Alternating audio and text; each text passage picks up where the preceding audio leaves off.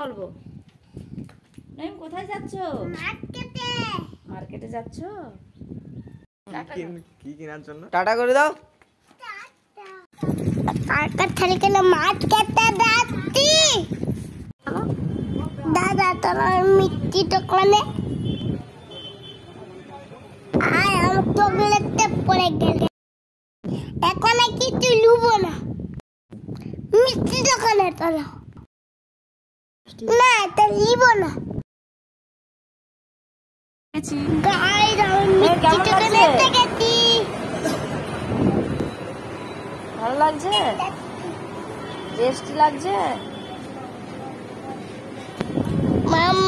চলো মাম্মা মিষ্টি বাড়িতে দেখাবো।